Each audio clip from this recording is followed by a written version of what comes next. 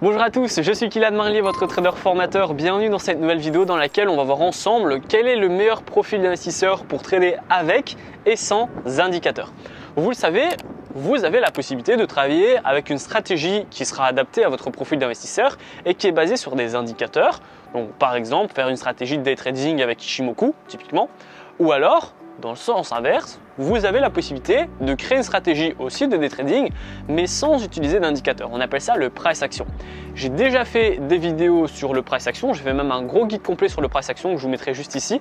Et j'ai également fait une vidéo sur le day trading, sur Ichimoku, etc. que je vous mettrai là. Donc, si vous êtes vraiment un débutant et que vous ne comprenez pas et ne maîtrisez pas déjà ces deux stratégies, il n'y a pas de souci, regardez les vidéos et puis revenez sur celle-ci. Et donc, on va voir ensemble quelle serait la meilleure stratégie, donc soit avec les indicateurs, soit sans indicateurs.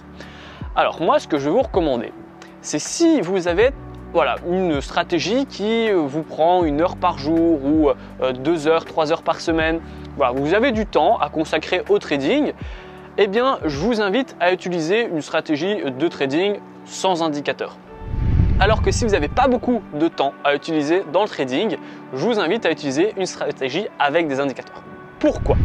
Alors en fait, lorsque vous n'avez pas le temps tout simplement d'utiliser du trading, comme vous avez vraiment 1 heure par semaine ou très peu de temps le matin avant d'aller travailler ou le soir en rentrant du boulot, mais que voilà, vous avez une grosse journée et même fin de journée et que vous n'avez pas la possibilité de faire du trading, eh bien c'est intéressant d'utiliser des indicateurs parce qu'ils vont vous simplifier la tâche. Ils vont en un coup d'œil, vous dire si c'est acheteur, si c'est vendeur et vous donner les objectifs de trading, de take profit et de stop loss.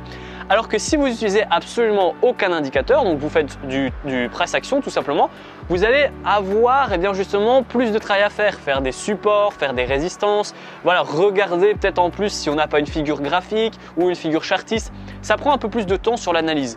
Du coup, si vous n'avez pas le temps avec les indicateurs, si vous avez du temps sur le price action. Maintenant, si vous avez du temps à consacrer au trading, vous avez même aussi la possibilité de prendre des indicateurs. Vous avez en fait l'embarras du choix. Maintenant, quelle est la grosse différence entre une stratégie avec des indicateurs et une stratégie sans indicateurs? La grosse différence, en fait, ça va être le décalage que vous allez avoir entre le mec qui fait du price action et le mec qui fait d'une stratégie avec des indicateurs. Pourquoi? L'exemple le plus flagrant que j'ai à vous donner, ça va être les moyennes mobiles d'un côté et le price action de l'autre. Les moyennes mobiles, c'est super facile. En fait, en un coup d'œil, si on a un croisement, c'est qu'on a un retournement de tendance, donc on peut acheter ou vendre et on coupe sa position au prochain croisement et puis on met une autre position. Si c'était un achat, on coupe son achat, on met une vente. Si c'était une vente, on coupe sa vente et on met un achat. À chaque croisement, vous allez couper votre position et mettre justement l'inverse. C'est très facile et vous n'avez pas besoin d'être 30 minutes ou 1 heure sur le graphique pour déceler ce genre de signal.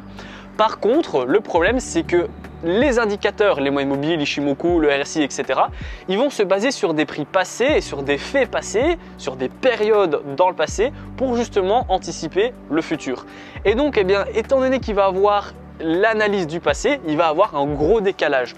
Le mec qui va trader le price action, il va se positionner après, par exemple, une cassure par le bas d'un support oblique.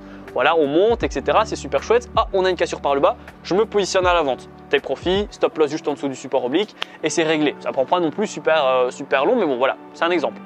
Alors que du coup, le mec qui va se positionner ici grâce au price action, en fait, la personne qui va prendre les moyennes mobiles va peut-être se positionner bien après et bien plus bas. Du coup, le point d'entrée n'est vraiment pas optimal parce que là où justement le mec va se positionner grâce à ses moyennes mobiles, la personne qui se sera déjà positionnée avec le price action pourra déjà mettre un stop loss créditeur ou un break-even ou ce sera même peut-être déjà le take profit alors que après le mec va seulement arriver sur les marchés. Donc ça va être le gros inconvénient, c'est que vous allez avoir du délai.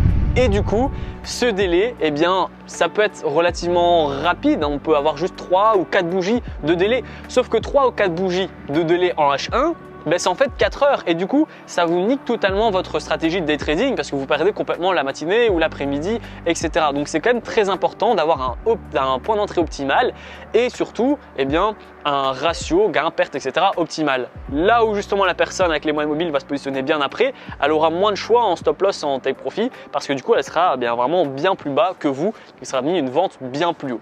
Maintenant, pourquoi je vais vous recommander de mettre en place une stratégie avec des indicateurs alors que que je viens de vous dire que c'est lent.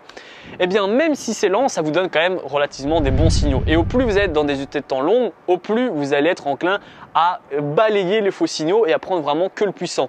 Du coup, une personne qui a vraiment pas le temps, eh bien, c'est quand même beaucoup plus simple pour elle d'ouvrir son ordinateur, de voir que le RSI était en surachat et qu'il repart dans sa zone de neutralité, eh bien de mettre une vente, un tel profit à la zone de neutralité, un stop loss au milieu de la zone de surachat et c'est bouclé, ça se fait en 10 minutes.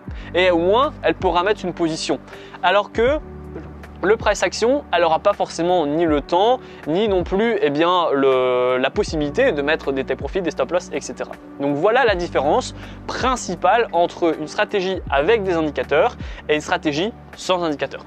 Personnellement, je vous recommande de tout tester. Vous pouvez, si vous avez un peu d'expérience et que voilà, vous avez l'œil aussi, vous avez suivi une formation, etc., mettre, je veux dire, 20-30 minutes de stratégie avec le price action. Ce n'est pas non plus une stratégie qui dure des heures, évidemment, loin de là. Ça prend un peu plus de temps, mais ça ne prend pas non plus 2 heures à faire. Donc moi, ce que je vous recommande, c'est d'ouvrir un compte de démonstration. Vous testez pendant 10 jours ouvrables, donc 10 jours ouvrables de trading, ça fait 2 semaines. Vous testez pendant 2 semaines la stratégie au price action avec les guides complets que vous verrez ou les formations que vous avez suivies, etc. Vous faites un petit feedback, j'ai gagné, j'ai perdu, etc. Voilà votre pourcentage, ratio gain, votre rentabilité, etc. Et ensuite, à la fin de ces 10 jours ouvrables, vous faites la même chose, mais pour le day trading ou swing trading ou l'intraday, mais avec les indicateurs. Et là, encore une fois, eh bien, vous regardez qu'est-ce que vous avez gagné, qu'est-ce que vous avez perdu, etc. Et puis, à la fin du mois, parce que ça se prend un feedback sur un mois, vous allez faire 2 semaines et 2 semaines, vous comparez avec quelle stratégie vous êtes senti le plus, le plus à l'aise, soit les indicateurs, soit le price action, quelle stratégie a été la plus rentable pour vous et surtout, quel est le meilleur rapport entre le temps que vous avez pensé et la rentabilité que vous avez eue. Peut-être que le price action, vous avez eu 10% de rentabilité, mais vous avez mis 10 heures, alors que le day trading ou autre avec les indicateurs, vous avez peut-être mis une seule heure et vous avez fait 8% de rentabilité. Donc regardez aussi le rapport entre le temps que vous avez mis devant votre ordinateur et la rentabilité que vous avez effectuée. Et ensuite, eh bien, vous prenez le gagnant et vous êtes parti pour la tester en compte de réel. La vidéo est terminée, j'espère que vous a plu. Dites-moi en commentaire si vous avez une stratégie qui est basée sur le price action, donc sans aucun indicateur, ou alors si vous utilisez une stratégie avec des indicateurs, ou peut-être que vous avez un mix des deux, hein. Vous avez peut-être le price action, mais juste par exemple avec les projections d'Osoda ou les retracements de Fibonacci. Bon, c'est pas vraiment des indicateurs, c'est plus des tracés, donc ça compte aussi. Enfin voilà, je serais ravi d'avoir votre retour dans l'espace commentaire.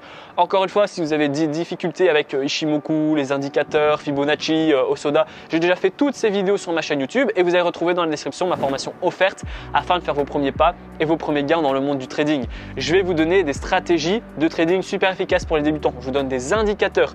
Je vais même vous donner des plateformes de trading qui sont super safe. Je vais vous expliquer comment j'ai fait mes premiers 1000 € par mois avec le trading et vous allez pouvoir copier ma stratégie. Et enfin, je vous donne un cours sur les take profits et sur les stop loss afin que vous puissiez devenir être un trader qui dure dans le temps. La vidéo est terminée, j'espère qu'elle vous a plu. Si c'est le cas, n'hésitez pas à la liker, à la partager et surtout abonnez-vous, ça me ferait super plaisir, ça aide vraiment au développement de la chaîne. À bientôt pour les prochaines vidéos.